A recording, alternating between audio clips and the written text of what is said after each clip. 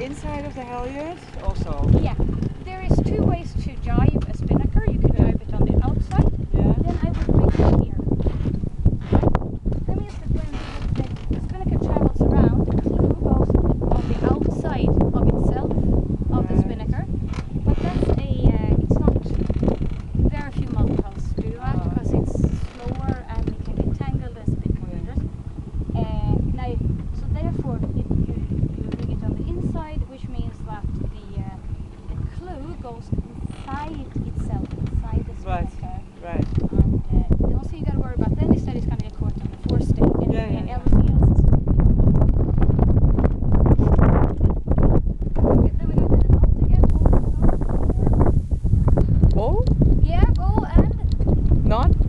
go and pick up these lines. Blow line. Blow line. Blow line.